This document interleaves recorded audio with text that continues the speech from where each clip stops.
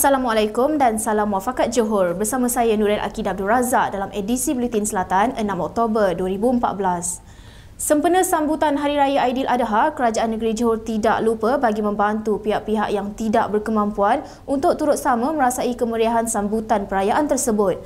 Ahli Parlimen Pasir Gudang Nurmala Abdul Samad berkata, Kerajaan Negeri sentiasa prihatin dan peka kepada segala permasalahan yang dialami rakyat Johor melalui kepimpinan masyarakat yang kukuh.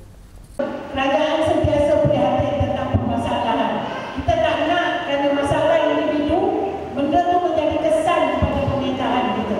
Ini paling penting tuan-tuan dan puan kita sebagai wakil rakyat, sebagai ahli Parlimen Pasir Gudang, sedaya upaya kita akan cuba membantu melalui kepimpinan masyarakat setempat kita akan membantu. Kita yakin kita mempunyai barisan yang kukuh di sini.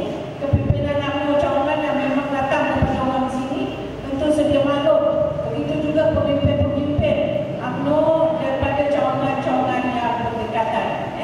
Beliau berkata demikian ketika berucap pada majlis sambutan Hari Raya Aidiladha 1435 Hijrah oleh Parlimen Pasir Gudang bersama fakir miskin dan anak yatim di Dewan Serbaguna Tasik 64 Bandar Seri Alam Johor. Seramai 155 orang penduduk fakir miskin dan anak yatim sekitar Bandar Seri Alam menerima 1 kilogram daging korban sumbangan daripada Parlimen Pasir Gudang. Secara keseluruhannya, 14 ekor lembu dikorbankan bagi sumbangan kepada 500 orang fakir miskin dan anak yatim sekitar Pasir Gudang. Kerajaan negeri menggesa kerajaan pusat memberi perhatian terhadap usaha membantu rakyat menangani peningkatan kos sara hidup dan isu pemilikan rumah mampu milik dalam pembentangan bajet 2015 yang akan datang. Menteri Besar Johor Datuk Muhammad Khalid Nordin berkata, beliau mengutarakan beberapa cadangan kepada kerajaan pusat bagi membela nasib rakyat yang terpaksa menanggung kos sara hidup yang semakin meningkat.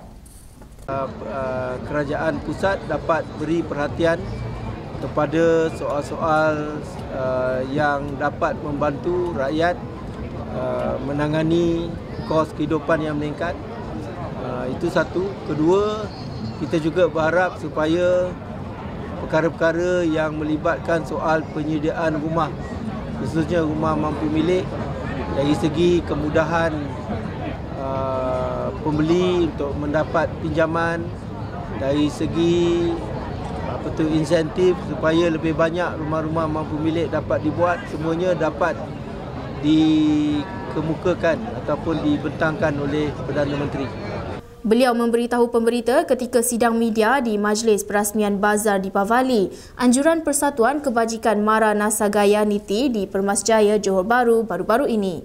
Selain itu, Datuk Khalid berkata, selain pengurangan cukai, pendapatan boleh guna rakyat juga boleh ditambah dengan meningkatkan kadar bantuan rakyat satu Malaysia, BRIM. Sebuah bot tempur bersama 7 anggota Tentera Laut Diraja Malaysia TLDM yang hilang di perairan Pulau Mengalung Sabah pagi Ahad masih belum ditemui setakat 8 pagi ini. Panglima TLDM Laksamana Tan Sri Abdul Aziz Jaafar berkata, bot tempur jenis C-890 itu terputus hubungan dengan kapal pengiring KD Pulse semasa dalam perjalanan ke Stesen 5 TLDM di Terumbu Layang-Layang Sabah. Dalam Twitternya hari ini berkata, kapal diraja KD Lekyu, KD Ganas, KD Serang dan 2 aset milik Agensi Penguatkuasaan Maritim Malaysia APMM, KM Berani dan KM Mabul masih meneruskan pencarian bot tempur CB90.